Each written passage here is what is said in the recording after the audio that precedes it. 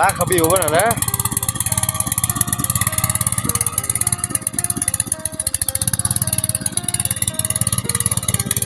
โอสะดวกไปได้เลย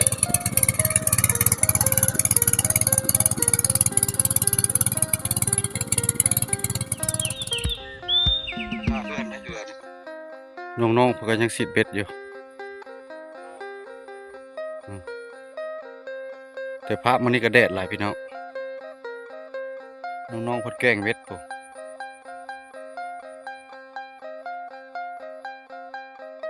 บ่แปลกมากคนเดียวมันนี่พี่น้องน้ำยังบ่ได้แห้งก็หาโยบลงเพราะว่าบ่แปลงมาเบิ่งสายน้องกลางหรือน้องใต้ว่าสิไปได้หรือบ่เนาะมาเบิ่งสำรวจเบิ่งกายบ้านท่าแคเข้ามาเนาะป้าน้ำไม้นี่ถือว่าเพิ่นนั้นจูดมันแล้วบ่อยากมีน้ำไม้กินเพราะว่าเป็นดินของบุคคลแล้วเพิ่นจูดหมดแต่เก่าเราบ่หาอยู่หากินบ่น้ำไม้เนี่ยอันนี้ล่ะเพิ่นเริ่มจับจองมีเจ้ามีจอมแล้วบ่อยากมีบ่หาน้ำไม้ไปได้อันนี้ละบ่อนแหล่งท่องเที่ยวของสายหนองเท่าตรงใต้หนองกลางบ่อนหาอยู่หากินเนาะหาปูหาปลาเลี้ยงชาวเมืองท่าแขกเขตขมวนพี่น้องแต่ว่าน้ำยังบ่แห้งไปบ่ทันได้เนาะพี่น้องเนาะพอสิได้ลัดออกทางนี้ออกไปพี่ออกไปพุ่นออกไปซื้อพุ่นทางเนี่ยค่อยยากค่อนข้างยากหลายพี่น้องไปบ่ได้ดอกได้กลับคืนแล้วแบบนี้ตกกาแล้วเพิ่นตกกาเริ่มตกกาแล้วพี่น้องกาเพิ่นยาวแล้วเพิ่นสิเริ่มเฮ็ดนาแซงพุ่นแต่ก่อนแล้วมันเป็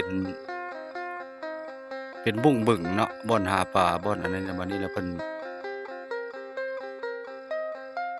ชาวบ้านเพิ่นปัดให้กันแล้วก็เฮ็ดนาแล้วบัดนี้เฮ็ดนาแซงเนาะบ่ได้เฮ็ดนาปี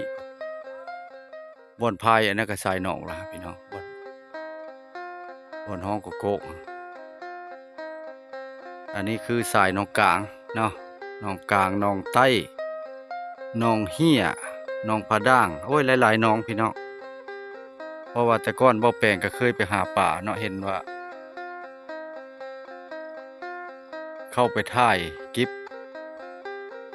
เห็นตอนตะกี้แล้วบ่แปลงบ่ได้ถ่าย YouTube เนาะเห็นตอนนั้นเรามีแต่หาปลาหาปูหาปลาขายก็จนติดนั่นแหละแห่8 ผืน 9 ผืนพี่น้องตอนนี้เราบ่แปลงสิได้กลับถอยออกก่อนไปเข้าทางใหม่เนาะไปรถสิไปบ่ได้พี่น้องนี่กล้องก็บ่มีกันสั่นเด้อยึกๆพี่น้องทางในค่อนข้างแต่ยากพี่น้องทางทางรถไถนำหมู่นี่บ่แต่ว่าบ่แปลงก็บ่ได้ถ่ายตอนไปเพราะว่ามันกล้องระบบกันสั่นบ่มีทางยากหลายพี่น้องมีแต่ไปฮอดจุดจึงถ่าย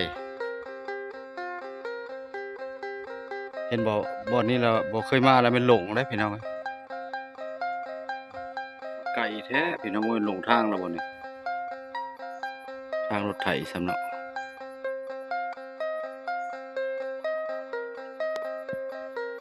ตายแบบทางรถไถมันสิไปฮอดไสน้อบัดนี้เนาะมีแต่ป่าตะทามป่าหน่อไม้ครับ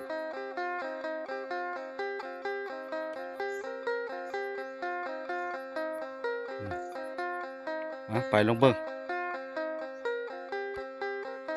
ส่วนพักปีนี้หลายเนาะลงหลายขนาดเนาะ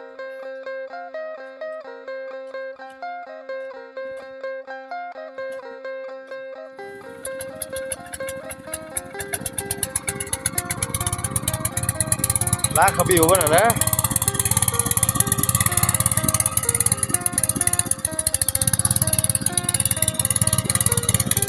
โอสะดวกไปได้เลย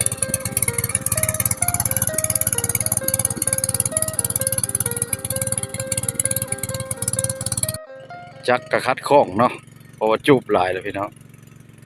ส่วนพักกัดซอมเพิ่นกำลังอันนั้นลงหน้าแล้วก็เจ้าก็ใส่กัดซอมเนาะโอ้งามอีหลีพี่น้องได้เลย3-4 เฮกตาร์เนี่ย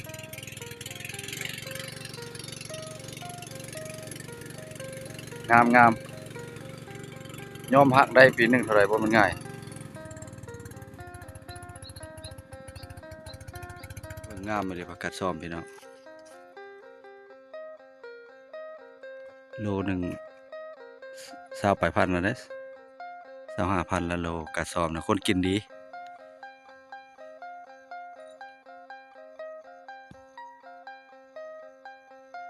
ว่าสิมาเบิ่งหุ้มก็เจ้าทับแล้ว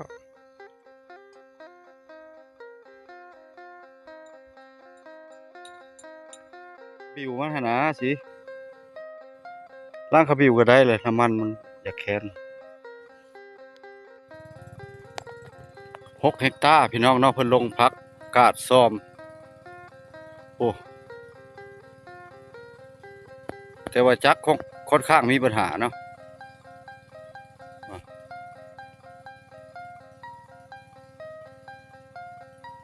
ตัวนี้ลงใหม่ตัวนี้ลงใหม่เริ่มใหม่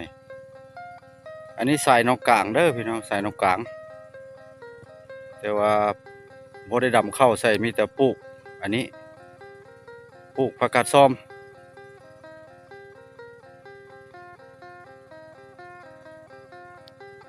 เพิ่นสิเน้นแต่กาดซ้อมลูกเดียว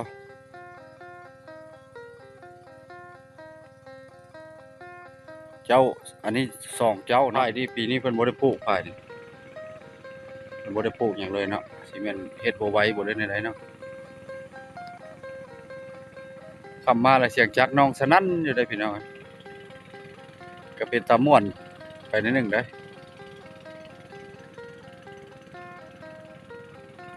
อวิดีโอนี้ก็สิบ่มีหยังยาวเนาะมีแต่ว่ามาใส่นองกลางมาเบิ่งบ่ทับผม ก็เลยได้ถ่ายให้พี่ให้น้องเบิ่งเนาะสวนผักชาวบ้านท่าแค่เฮาเมืองท่าแค่เพิ่นเริ่มลงปลูกผังการเกษตรกันแล้วพี่น้องถ้าว่าพี่ว่าน้องมีดินดอนต้นหญ้าก็สามารถเฮ็ดได้แบบนี้ก็ถือว่าเลี้ยงอาชีพรอดเนาะคลิปนี้ก็ขอจบไว้เพียงส่ำนี้เด้อพี่น้องเฮาเนาะไปก็เด้อพี่น้องเด้อหมดสุขุสุคน ทางช่องเบาแปลงบ้านนาเนาะฝากเป็นกำลังใจในเด้อกดเข้ามาติดตามกันไว้เนาะพี่น้องกดไลค์กดแชร์ไว้เป็นกำลังใจเฮ็ดคลิปต่อไปพี่น้องเอาไปก่อนพี่น้องเอ้ย